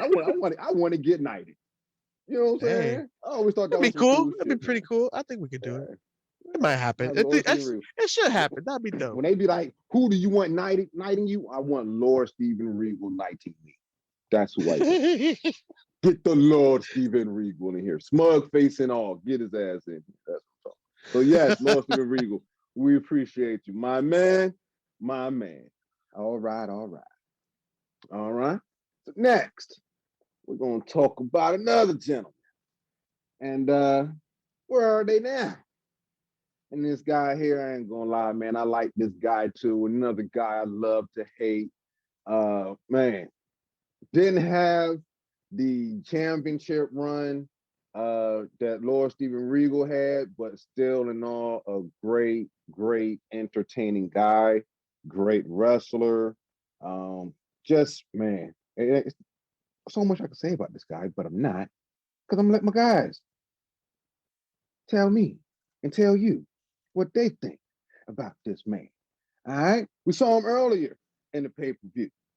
All right, yeah, I'm talking about the one, the only, the wonderful one, Mr. Paul Orndorff, whose real name is actually Paul Orndorff. You know what I mean? Man had the feud of the year, 1986, with Hulk Hogan. So your credit, Mike T, was good to see him fighting with somebody else other than Hulk Hogan, because his ass stayed going at Hulk Hogan. And yes, this man is in the Hall of Fame, class of 2005, and is a cancer survivor like myself. So credit to you, Mr. Paul Orndorff. And what are your guys' thoughts on Paul Orndorff before we say where he at now? What do you think about Mr. Paul Orndorff? Quavo. Quavo. And this is another bad guy you love to hate and love to love because he's Mr. Wonderful, the original Pretty Mr. wonderful. Wonderful, not the Shark Tank one. This is the real wonderful, the real wonderful one. Like, no, it goes to show you like certain characters can come in here and just be their natural self. And certain things you just like, damn, bro, like the he didn't even need a gimmick. He used his own name. Come on now. Like the Mhm. dude was really wonderful, man. I enjoyed him in this match. You know, he had a very cool persona. The talking on the mic, it was interesting. But Mm. overall, like I liked him, man. You know, and looking back at his career, like I'm like, damn, bro. Like I I wish uh he would have worried more about his health, more about his injury than to like go for that title. You know what I mean? And go for that shot at being at the top of the mountain. Because who knows? Maybe had that been a better situation, and he taken the proper time to heal himself and give himself a little more longevity. But at the same time, I get it because in this business, you don't know when you're going to get a shot at the title at the top of the mountain. And if you get a shot at Hogan, you take your shot. So I'm glad that you put a lot of work into this business, and made it interesting. Made it interesting. Mm-hmm. Yeah, because he has been active long time, man. Like the sports, with football in college, University of Tampa, with his professional wrestling career, man, he has done a lot. So, like you said, with him taking care of his health and everything, man, it's crazy. And a lot of these guys, I think, weren't thinking about the long term effects back in the day because we've learned so much since that time has passed. You know what I'm saying? As far as like the brain goes and the body goes, um, and it's just crazy to see the things that's coming out now. You know, so you're correct. Yeah, he was part of Yeah. this lawsuit, and yeah, before we go too much into it, I to saw where he's at. Want to get Mike T's thoughts on it.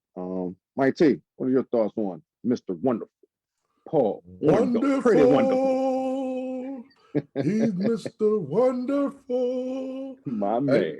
hey, listen.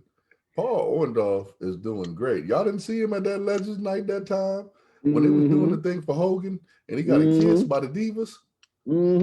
He was like, "Kiss me, baby." Give it to daddy. Yeah. I mean, Paul Orndorff is the man. I mean, what did I start, man? I mean, I think he's somebody that was a heel pretty much the whole time. So good to see he was a natural heel. We just talking about Steven Regal. Him and Hogan had some classics. He had a good WCW run too. I didn't know he was in WCW as long as he was in WCW though, because he went there. I mean, but then again, back then WCW wasn't WCW. So yeah, but yeah, man, good career, good solid career. Definitely a name that we remember, Hall of Famer. Definitely somebody that we respect. Was he ever a champion? Not a world champion. Okay, that's what I thought. I didn't think he was a world champion. Maybe should have got a chance to be the world champion. I don't know. I don't know why. I don't know why he wasn't a champion, but he should have been. And I just think that, we appreciate him. He's one of those, just like Steven Regal. He's one of those guys that never had a championship that we just respect. And, he's great. Great heel. Great heel. Yeah. Great heel. Yes. Definitely. And that mustache he got, like you said, to your credit, Mike, last time we see him, he had that mustache. Oh, mustache. Oh, mustache. You got a mustache. Say the word mustache. The word mustache. Mustache. My man taking good care of that stash, boy. He got one of those stash. Look, he got one of those stash. Like, well, you gotta understand, he was good with hair. He was good with his hair. Look at his hair. I'm trying to tell you, bro. I don't know if it's Pantene Pro V, head and shoulders. I don't know, something, bro. Hey, I don't know, man. All natural? I don't know. Man sweat. That's what he says. Man sweat. Said I'm in the ring all the time. That's how it stays fresh, because that's how my boy Pretty Paul does it. Man sweat. He's still pretty wonderful. You know what I mean? But yeah, if you go to your barber, your barber got the sham that he put on. You got different mustaches on it. Yeah, they should go ahead and had an Orndorff mustache on that joint. You know what I'm saying? A mustache. If you got a mustache, say the word mustache. Yeah. Fall on Oh my goodness. Yeah. But he's still out there, doing like my T said, doing great. You know what I'm saying? He was part of that long-term neurological injuries lawsuit, as you pointed out, Quavo, taking care of the health. Things started going on. But yeah, he's still out there kicking, getting the kisses from the ladies and getting busy. Giggity, giggity. Dog, you know what I'm saying? Getting it from the ladies, sweet daddy style, baby. You a sugar daddy pie. Okay, with the mustache. Oh, mustache. Oh, mustache. Say the word mustache. All right. So, moving on to the next segment. You already know, baby. Yeah. Get your pens ready. Get your paper out. Because it's time for One Gotta Go. Gotta get the fuck out my crib. Oh, you get killed. There you go. Here we go, baby. And you know the rules. As always, one gotta go. When you eliminate one, you eliminate the whole career. Everything they did and everything that they did to come. All right. So y'all ready? I gotta do it like DX. I said, "Are you ready?" Let's get it, baby. The choices for today are in One Gotta Go are the Road Warriors, the APA, the Hart Foundation, and the Steiner Brothers. So once again, ladies and gentlemen, boys and girls, those choices are the Road Warriors, the APA, the Hart Foundation, and the Steiner Brothers. All right, we're gonna go ahead. Quavo! Quabo. Which one gotta go? See, this is a tough one. But it wasn't a tough one, but it was a tough one, but it really was a tough one, but it wasn't a tough one. But my choice for this one gotta go. Surprisingly, is going to be controversial, and I'm doing this as an emotional, so know that I really hate it just for the sake of hating it. Heart Foundation, you gotta go. Oh, Hart Foundation. Quavo said, Get the fuck out my crib before you before get you get killed. killed. Lester, the court jester. All right. Yeah, man. Okay, Mike T.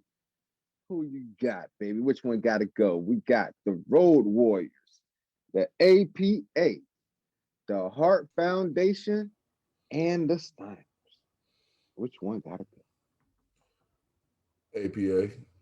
APA. Oh, APA. Like he said, get the fuck out my crib before you get killed. Bye, bye, bye. Bye. Okay. Bye, bye, bye. Oh man, I gotta go through this. Quavo, why the Hart Foundation? I got rid of them solely for the only purpose that they gave me a 19-second match at WrestleMania 6. It's the only reason why I decided to get rid of them this time.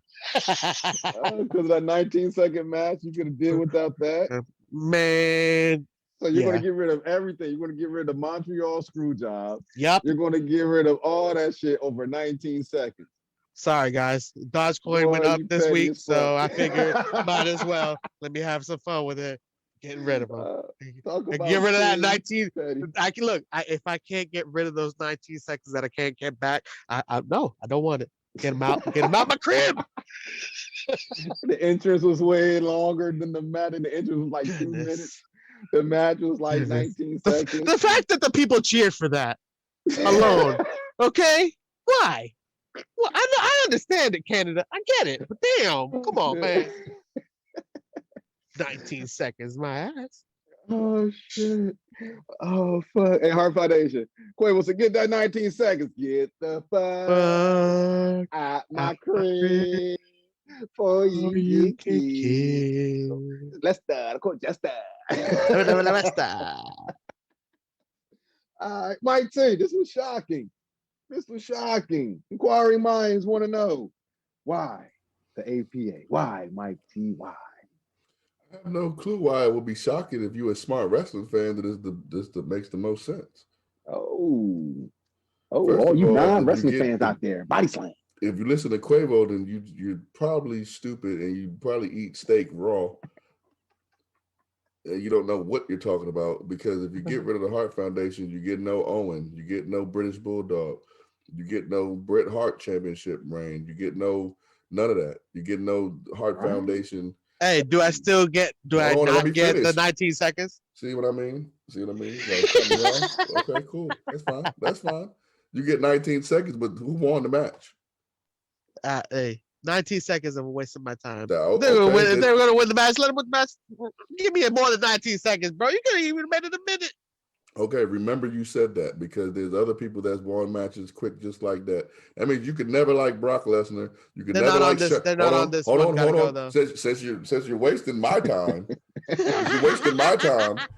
Since you're wasting my time with stupidity, you can never like Brock Lesnar. You can never like Sheamus. You can never like Daniel Bryan because he lost in 15 seconds.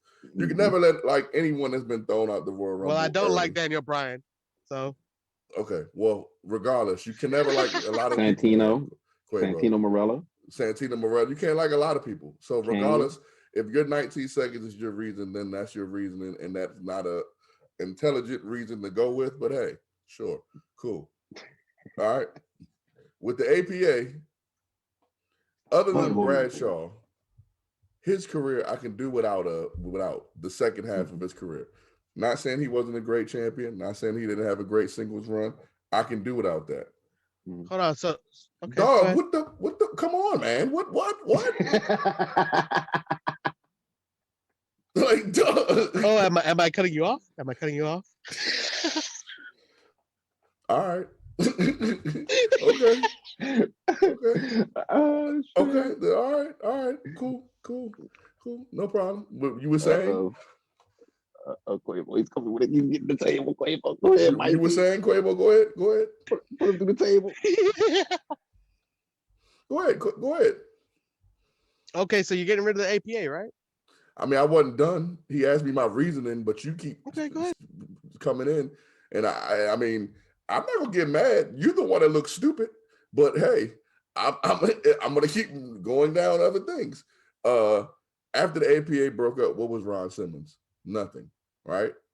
All the cool shit with Ron Simmons happened before the APA. He won the heavyweight championship belt, first black man that won the championship belt. He also had the Nation of Domination, which was, you can argue, just as cool as the APA, maybe cooler to a certain degree. Some people can argue they are. Some people can argue they aren't. So I'm not really losing anything with the APA if I lose them. All the other teams, I'm losing great legacies. I'm losing Hall of Famers. And yeah, I mean, APA, you can argue Ron Simmons is going in the Hall of Fame without the APA. Bradshaw, maybe not. So, hey, if you want to take Quavo's, 19 seconds. Okay. What about all the times they won matches, long, lengthy matches? What about all the Bret matches? What about if you take the Hart Foundation, you get no Shawn Michaels, which means you get no DX. You know, Quavo doesn't think, people out there. That's why he keeps interrupting me, because he don't think before he speaks half the time he speaks on the show. So he kept interrupting me because he think he's going to throw me off the loop. And I already got my answer down pat. So if you're a smart wrestling fan, you know what to do. You know who to get out there. Marshall, sing the song for me, please. Get the fuck out my crib before you get killed. Lester, Colchester. Quavo got one more of these damn bad picks on One Gotta Go before he just don't get to pick One Gotta Go no more. I'm getting tired of this. Oh, shit. You got me on the show with this foolishness. This is almost as bad as being on the show with Colin. That was hell. And you put me through that hell, damn it. Hey, it was bad. It was bad that you guys put me on the show with Colin. Oh man! What? When they were pipe bomb. I'm doing that bullshit to bring the troops back. Man, that shit was stupid. We don't need them. CMB, we all we got. We all we need. We like to reverse the DX. When Shawn Michaels left DX, DX got bigger. Well, we reverse. We get smaller. but it's okay. We don't need. Well, yeah, we kind of do need somebody else because if Quavo keeps giving these dumbass takes. Hey, just keep giving him chair shots. You know what I'm saying? He'll learn. Like Marshall, come on, man. This man said the Heart Foundation, man. And you didn't you get know it. what I'm saying? Like, you're going to get rid of him just because of 19 seconds? I mean, I'm not going to argue with him. I'm just like, okay. Why not? Y'all be arguing with me and Rastaman. You can take it. Quavo can take it. Oh, man, okay. You've been giving these dumbass takes at the beginning of the show. Him and Rail, who surprisingly didn't show up. Oh, man. Yeah, that's crazy. He didn't even return Quavo's phone calls. That's fucked damn. up. Yeah, that's that bullshit right there, man. You know why he didn't return Quavo's phone calls? Why is that? Because these dumbass takes. He said, I know I'll be giving some dumbass takes, but I can't be next to Quavo giving dumbass takes. People gonna think my muscles fake. Oh, man. Dumbass takes. We all natural over here, baby. We all natural, baby. We all natural. You know what I'm saying? We Won't can't tell do me none of the that. damn Heart Foundation gotta go. Oh, man. That's what I was like, you heard the question in my voice, right? Like, really? Really? Over 19 seconds? They pissed you off that bad? They got to go. And he gonna keep interrupting me because he knew his take was some bullshit. He wanted to take it back. He wanted to take that shit back. Come on, man. Let's ask him. Hey, Quavo, do you want to deflect? Or are you doubling down? Hell the fuck no! The fuck no! Doubling down on the Heart Foundation? I like being the dumb take guy on the show. Fuck no. It's my world. Y'all get to live in it. That's the difference. Y'all ain't realize that shit, but it's okay. It's okay. It's all about Quavo, bro. Just print the shirt. Print the shirt, damn it. You do good in real life, but when it comes to taking takes, you do horrible. Like if I need some stock advice from your ass, oh yeah, I wouldn't even second guess your ass. But if I need some wrestler takes from your ass, boy, I'm not coming to you. Oh man. Well, with that being said, y'all gonna hate my pick. Okay. What? Yeah, because I'm picking the same group I picked last time they was introduced to this shit. My original pick. Road Warriors, get the fuck out my crib before you get killed. Let's start. Just start.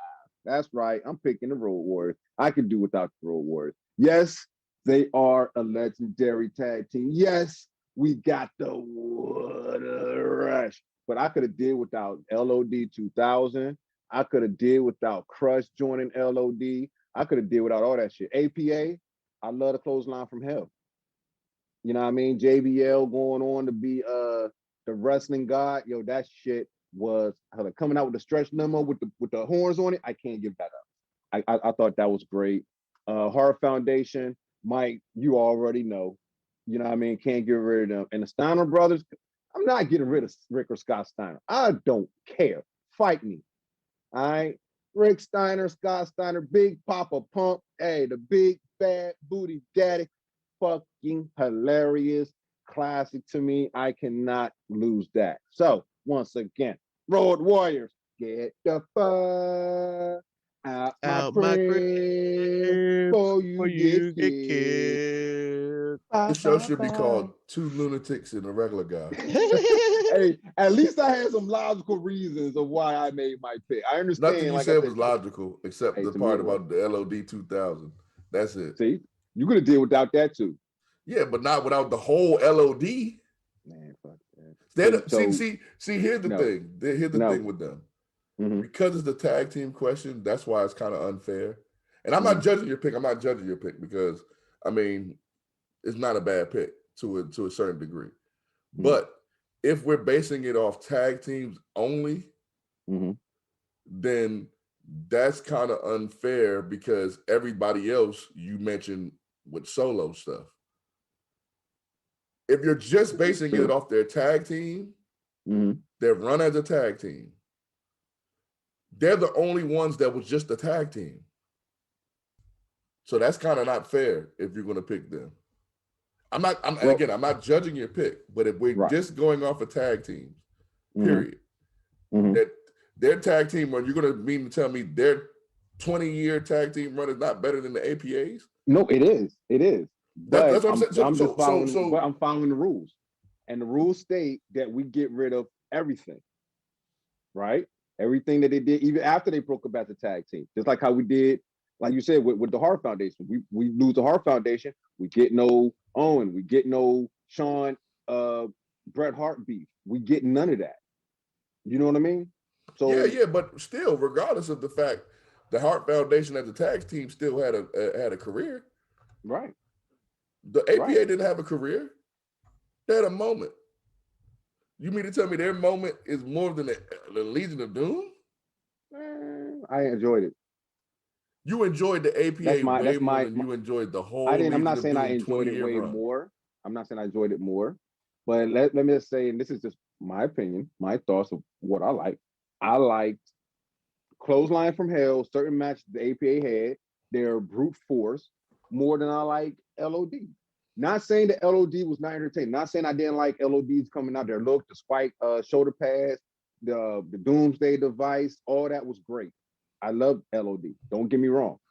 However, going on the question and the rules, I can do without the LOD because there may have been somebody else, and this may be breaking the rules a little. You are but I'm breaking still the staying rules. within the You framework. definitely. Hey, Quavo. Quavo. He put on his brother. Him and his. Now we see. Now we see. You definitely breaking the rules because this is. I was listening the whole time. the I was first- like, I thought I took it to the extreme today, but I guess it's not Nah, me. no. He didn't. No. He Gotta didn't be take it to the controversial, extreme. damn it. He didn't take it to the extreme. He didn't take it to the extreme. I just think that he just. I know he changed the question. No, now. he's changing rules now. I Yeah, just he changed defy the the rules. rules. Oh, I changed defy the the rules rules. just to You defy did, the rules. I broke because rules just to break because them. Marshall, He's trying to change them right now. Marshall, you can't. Yeah, Marshall, you can't be a wrestling mind and be the host of the show and say that the APA's 2-year run was better than the Legion of Doom. Period. I didn't say it was better. I didn't That's say the it was point. better. But that's changing the question. We're talking about them as a tag team. Mm-hmm. As a tag team, they only had a 2-year run. Right. And the LOD had a 20-year run. Right. Yeah. And Right. you're saying, and you're definitely changing the rules because you definitely changing the rules, dog. He can't even put it into words. He's just like, you're definitely changing the definitely rules. changed the rules, bro. You definitely, Look, y'all see I'm over here changed the quiet rules, right dog. now, right? Y'all see I'm over here quiet right now, right? Bro, what's I'm trying going to slide that in like shit. You definitely pulled it. You definitely pulled a BOD, Brothers of I'm Destruction. trying to slide that in like shit. I wanted to see y'all gonna catch that. Like I said, I wanted to be controversial. I was I like, wanted to hold be up. controversial. I want to see y'all gonna catch that. So good job. I was like, hold up. All of these guys are tag team people, and all of them had singles runs.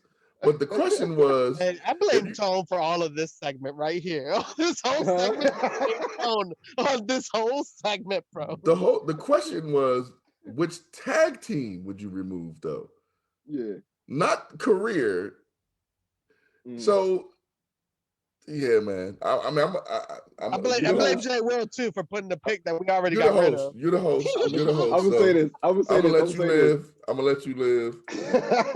You're the host. I'm gonna let you live. But okay. Look, I'm gonna say this. Good job, because I was like, let me throw this monkey wrench in there and see what happens. So good shit. That wasn't a monkey wrench. That was you broke down the whole damn sink. I just turned the whole toolbox over in that motherfucker. Man, what?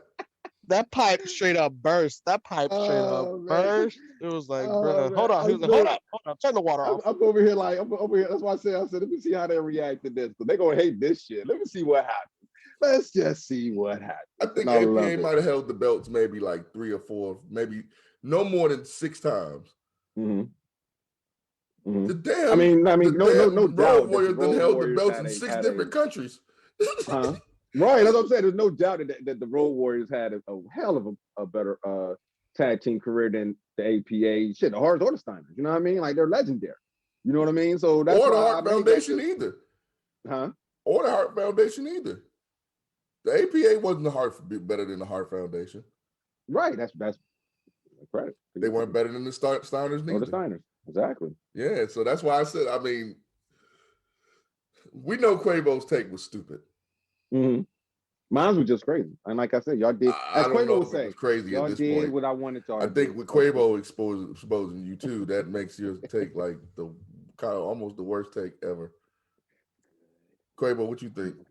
I did it emotionally and fuck with people. And I didn't realize some true colors were gonna show today, but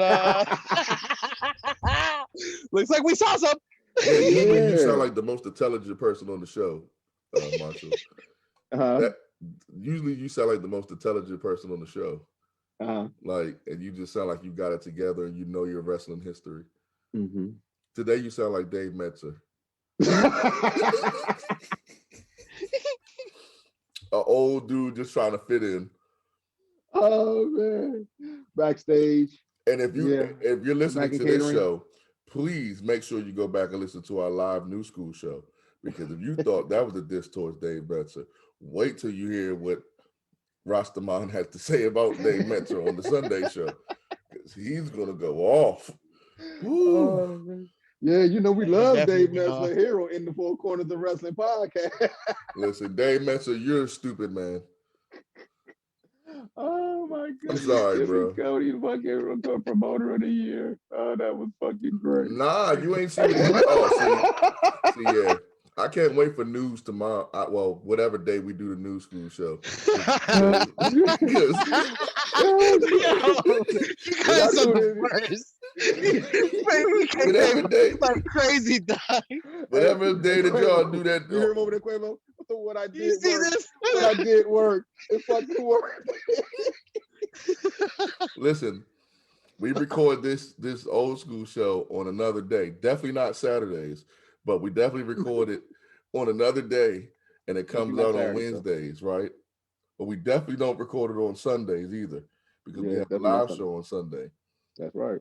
Yeah, if you're listening to this one, go back and listen to the one on Sunday. Yeah, Dave Metzer, I promise you. Oh man, wait. Mike T coming for you, nigga. I can't wait, Dave Metzer. Jim Cornette, you my dude too. Oh yeah. Shout out to big Jim Cornette. But Jim Cornette got it too, people. Jim Cornette got it too. So yeah. But Dave Metzer, you no longer should speak anything about wrestling ever again. I can agree with that.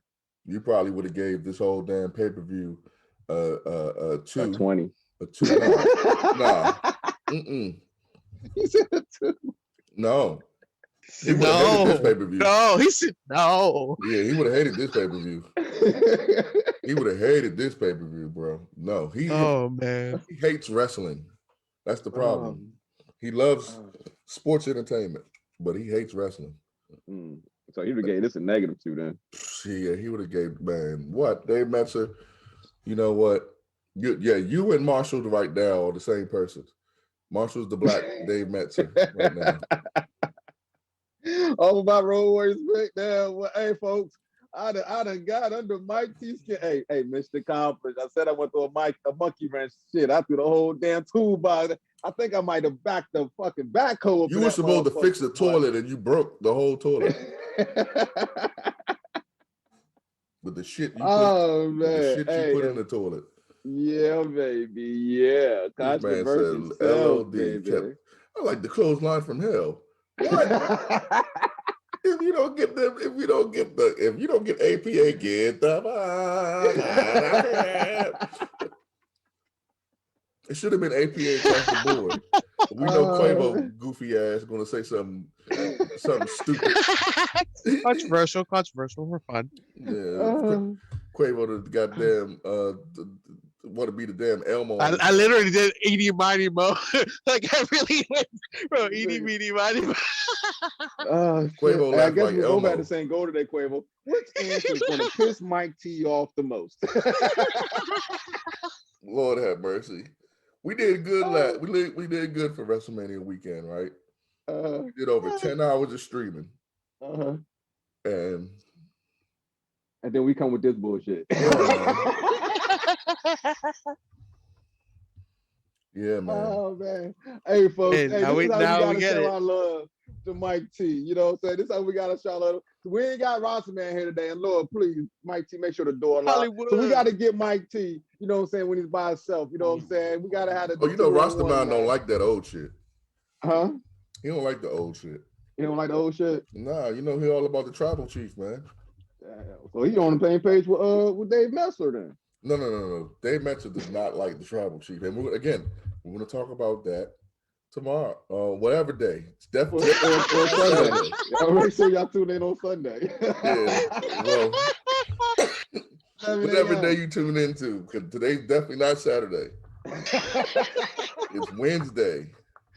Wednesday here on the 613 Wednesday morning. This is how you enjoy Wednesday morning, bro. Hump day. Yeah, you think today's Saturday, When I but wake it's up not in the Saturday. morning. It is not. Do. It's definitely not Saturday afternoon. It's not Saturday. It is not Saturday, 1:39 p.m. in the afternoon. It's not. It's not. It's more like Wednesday. It's more like 2:50 in the Wednesday. morning. 40, 50 something. Make sure you go back and listen to the Sunday episode. 10? Is it 10:30 now? I don't know. Make sure y'all go back and listen to the Sunday episode, the one we did before this episode. Yeah, not on Saturday. No, this is definitely not Saturday. It's not. It's not. Faye Production, aired on YouTube, sponsored by Snickers. Research done through the network, airing on Peacock. Cut the check. No, okay, don't lie to the people now. We don't know anyone at Snickers. No, we don't know anyone at and Snickers. We don't know anybody at Peacock other than WWE. Oh, that's it. That's it. We don't even know them. We really don't. Well, we love you guys. But it's definitely, if you're listening to this. And it's still not Saturday. It's yes, Wednesday. Wednesday morning. Wednesday morning. I was going to say that. Thank you, Quabo, for reminding me that today we're recording this for you guys to listen to, but we're doing it live. So what you're hearing right now is you could type something in the chat right now and we'll respond to it. Yeah. Right now. But tomorrow. So we'll respond to it on Thursday. Yeah. But today is Wednesday. Yeah. And we live. Yeah, because we're live. 613 Faye Productions. Wednesday morning. Yep. Yeah. It's not even, don't even look at the screen because it's a different color flyer. Yeah. That's right. Yeah.